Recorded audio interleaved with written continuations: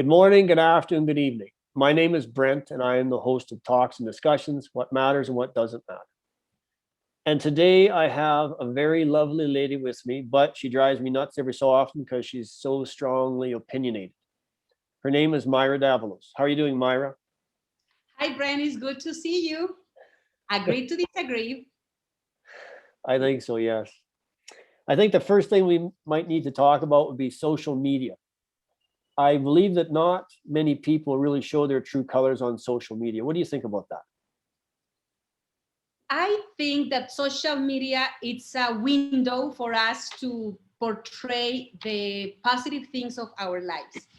I have seen people who post ideas of their pregnancy, their loving relationship, their soccer teams, what they are eating, the restaurants where they are. Some of people who are starting to travel again, posting some pictures or family reunions.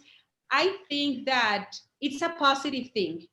Uh, it will be depressing if we saw all the negative feelings that we are experiencing. And whenever I go to Instagram or Facebook or Twitter, I go to seek something that is going to spark my inspiration.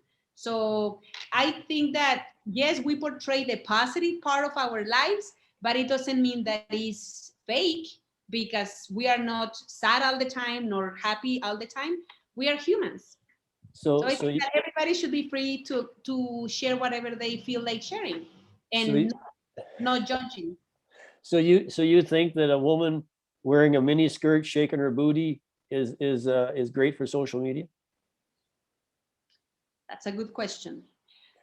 I am not posting that kind of exposure, I know that. but I think that the girls, because I have seen, for example, in TikTok, that girls who are shaking their booties and dancing in a sexual position, I think that that's what they see in the videos or what they see in the media. Yeah. So I think that they are learning to have their own judgment. And that's why people that are a little bit older than them, we can advise them to be careful about what they are sharing. And yeah, that's those are good questions. But I'm talking people our age, in our 30s, 40s, 50s, our generation, what are we choosing to share? Yeah, you have to watch because whatever you put on social media stays on social media forever and ever and ever. Mhm. So Yes, here's another. what are you sharing? For instance, what do you choose to share? Well, I teach English in Mexico. My company is M&A Business Communication Specialist, so I'm doing lots of videos for that because I need some publicity some way, shape, or form. Um, I guess every so often with Toastmasters, because I'm in Toastmasters, I take pictures and different things. But right now we're online, so everything is on Zoom. There's no face to face, much stuff like that. And yourself, what kind of social media do you use? I like to post pictures with my nieces and nephews. They make me happy. I share things about Facebook, about Toastmasters as well. And I tend to share some interesting articles that I found thought provoking about social issues or current issues. Mm-hmm. And maybe some funny videos. I love dancing. So if I find some cool children dancing or some dances that are for a group of people, I like to do that. So I like to have a variety of things of what I expose. Okie dokie. But I think that it shares what we care about, and that's a way to connect with others that we can refer to or we can become friends with because of the interests that we share. Okay. I've noticed on LinkedIn well, actually for as long as I've been on LinkedIn, but mostly this last year, leadership is a really big deal on LinkedIn. Every Tom, Dick, and Harry is talking about leadership, leadership, leadership. What's your opinion about leadership? My opinion about leadership. For instance, in Toastmasters, I have had the opportunity to be the president of our club, and it has really helped me to potentialize my abilities to be a leader, to inspire others. Mm-hmm. And I think that leadership is good if you use it to serve others, if you're seeking the common good. In my case, I really like people in my hometown in Zapotlanejo to become better communicators, and therefore they're going to have better relationships. And thus, even though the job that we do in Toastmasters, we do it because of the goodness of our hearts, Mm-hmm. and because we want a better world. And I think that leadership, when it's channeled in a positive way, is good. And I would like to see more female leaders who are setting the example for younger generation of women. That I don't know. I really like, because sometimes people, I consider myself a leader, and sometimes people tell me, "You're bossy, you're controlling, you are commanding," and as a way to, I don't know what are their intentions, to judge or just to get something out of their chest. But for me, I try not to pay attention to those kind of comments, and I see like, this is what I envision, and that's what I'm gonna do regardless of people's opinions. So women out there, let's do our best. We need more women in decision-making positions. That's it. Well, I've read different things on LinkedIn and different social media platforms, and they do say that they talk about the haters. So those are the people that tell you that you're this or that, and they don't like this and they don't like that. Mm-hmm. But some celebrities I've watched lately have said that most of the time when people hate on you, it's because they want to be like you. So chances are, if you are a leader and you're standing up and you're doing something, other people don't have the strength to do that. So they'll hate on you, but they actually want to be what you're doing, which is kind of a strange way to look at things, but I guess that's some of the ways that we look at leadership. Okie dokie. I'm going to switch topics now to online dating, because I know this is your favorite topic. So what do you think about online dating? I like discussing this topic with you because I know that you disagree with me. And I've been considering online dating when I live in the USA, and now that I'm back in Mexico. I thought I would like to have that part of my life, having a romantic relationship. And I think that is very unlikely that if I am working from home pretty much every day, I am going to meet new people. I am in Toastmasters, I am in book clubs, my family is big, but still I don't seem to find the right person that I would like to share my life with. And that's why I recently was listening to a podcast who recommended to use Bumble, and I've been using it for the last month, and I've been meeting different guys with different interests, and that's been fascinating because I think that when you are putting yourself out there and you're selective about the kind of persons that you want to talk to, I think that is safe. But I would like to hear your opinion, because clearly you are against that idea. So tell me, what's your opinion? What's the name of that website again? It's called Bumble. How do you spell it? Bumble, like Bumblebee. Never. Yeah, and it was created by a woman, and it empowers women that we make the first move. Yeah, I have tried Match.com, eHarmony, Tinder, and I haven't found somebody, so I don't tell you that it's been successful. But I know some people in my family or close friends that have met their husbands or significant others through an application like that. So I think that just like the internet, that you have outstanding information, you also have not really good information. So the same happens in these kind of applications, but it's worth trying. But tell me your opinion. I'm really curious because you always like to disagree with me. I would like to hear your opinion. Go ahead. Well, no, it's just that my experience hasn't been good, so that's why I would not. How would I say? I would not advise someone to do it. But since it was created by a woman for women to be more empowering, but I mean that it's a dating website, online site. Let me tell you. It's not a dating website, is it? It's a dating website. Oh, it is a dating. Okay. You get to meet people. You got meet people from in my case of the opposite gender, but you can even meet people from the same gender, or you can meet people just as a networking opportunity. Right. But let me tell you something. You seem to be reluctant. For example, let's say that you ate something that really upset your stomach, and you could not say, I will never eat again because I got diarrhea. I think that after you get better, you give it a try again. Don't you think so? I think that the romantic part of our life is very important, and why not giving it a try? Okay.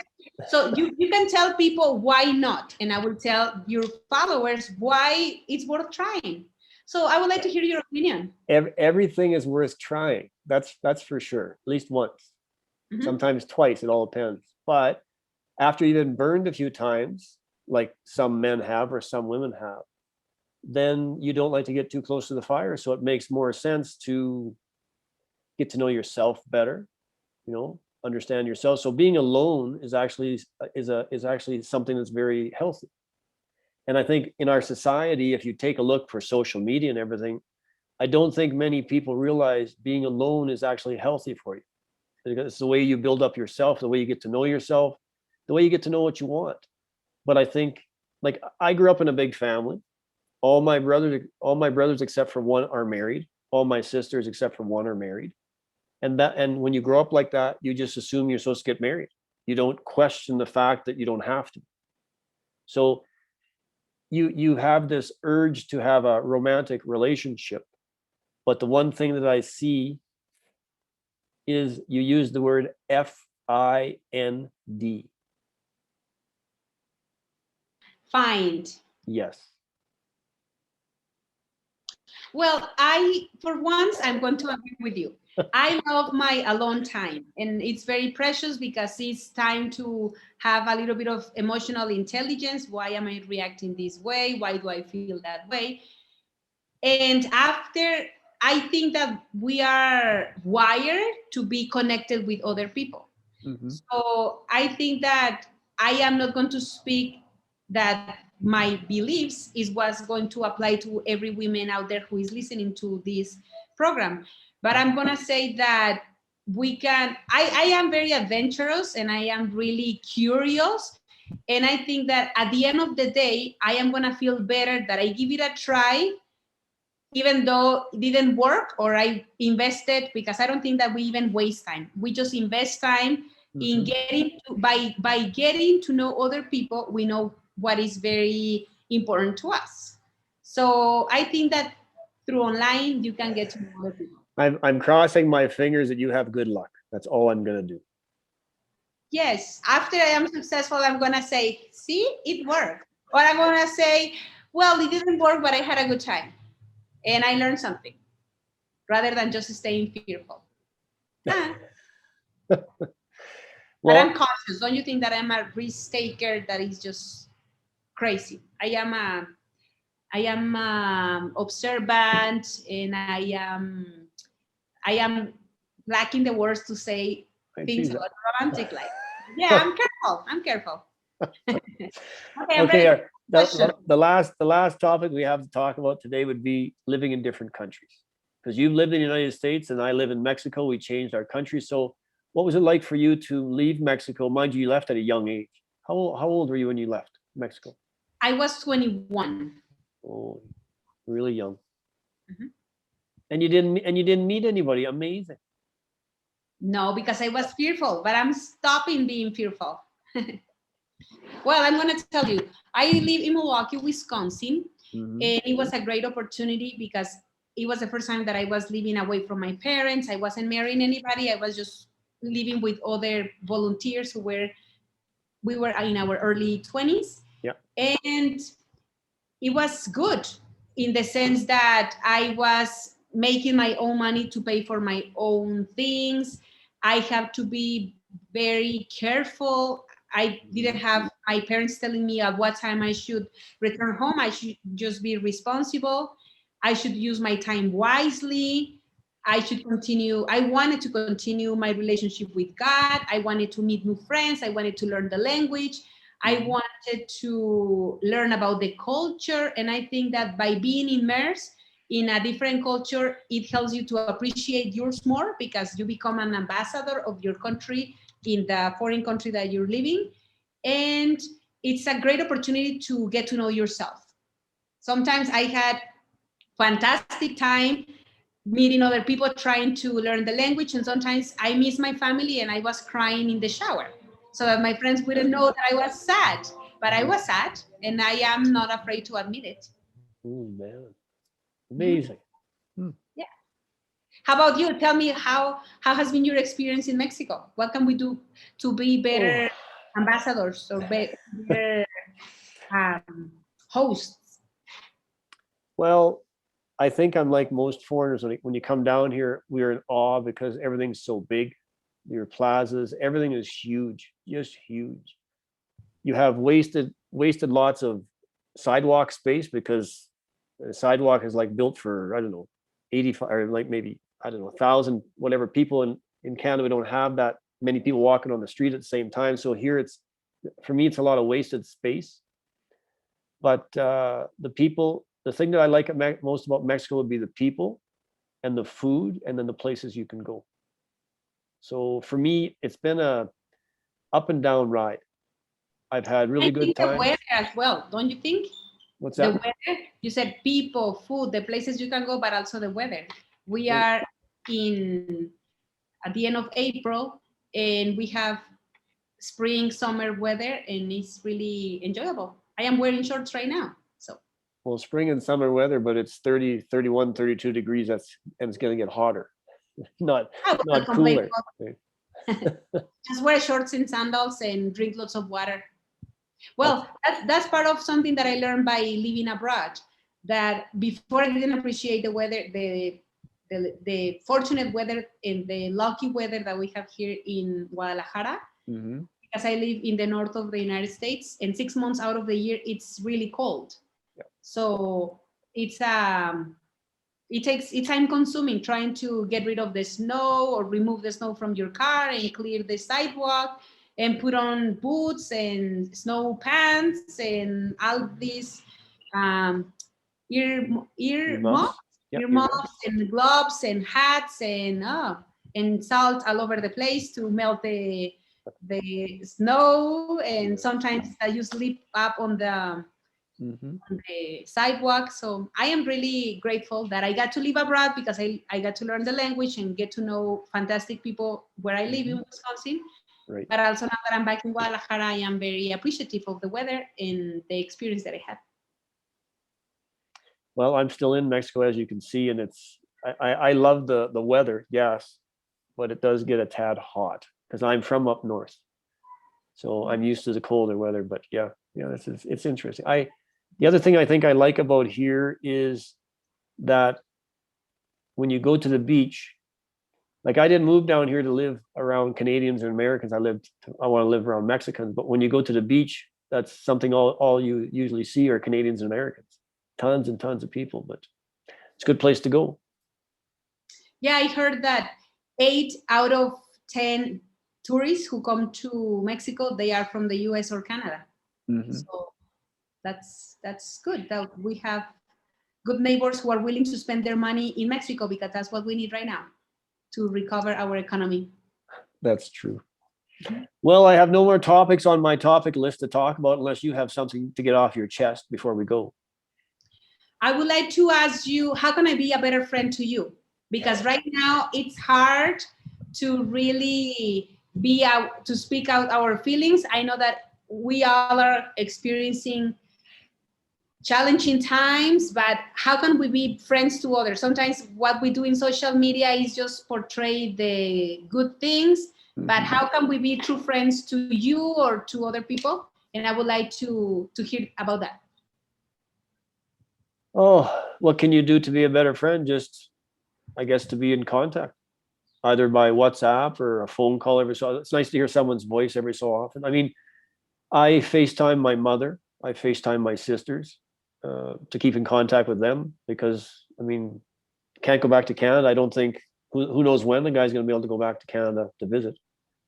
So down here in Mexico, I mean, on my phone, I talk with people, or I FaceTime or WhatsApp and talk about what's going on in my life. Sometimes I need some advice, and sometimes it's just nice to hear somebody else's voice. Mhm. And being honest and sharing what you're going through is really good too. Because if you're having a crappy day, it's better to tell somebody you're having a crappy day, because sometimes they have a crappy day too. And sometimes it's nice to feel crap together, kind of thing, you know, and sometimes it's nice to be happy together. It all depends on what you're going through. We are humans, yeah, experience Yep. different emotions. Mhm. Okay. And what do you do to stay positive? Like what is keeping you what is giving you a reason to wake up? Because I know that a lot of people right now are experiencing, in our case, has been Toastmasters, an opportunity to meet with our friends, at least online, to have an opportunity to think out loud, to share each other's emotions and feelings. And that for me, that's been the case. Toastmasters, reading, or book clubs. In my case, I have some family who live in the same town, Mhm. and that's what is keeping me optimistic. But how about you? Are you reading something, or what is a topic that is Oh, really, mine must in go. addition to your videos? Well, what I'm trying to do is stay positive, because I know eventually the pandemic is going to be, I say, not as life threatening as it is now. So I have my company and my Toastmasters. So I'm in Toastmasters every week. Mhm. I have a couple of friends in Canada that either talk on the phone to or Zoom with every so often, at least once a week, and my family and things in Canada, and just friends I have here. I keep in contact with as many people as I can. You do realize, well, the international speech contest is coming up next weekend, and I'm geared up for that. So I need to get my groove back on, so I can take home first place if that's what if that's what the good Lord wants. We'll see what happens. That's what the good Lord wants. Yes. Believe that. Do your best. I'm gonna do my best too. Yes. Okay. So thanks very much for coming on the show tonight, and giving us your opinions on a variety of topics. Thank you, Brent, for this wonderful opportunity. And I look forward to seeing you in person soon. Okay, take Thanks care of everybody yourself. for following the channel. Bye. Bye bye.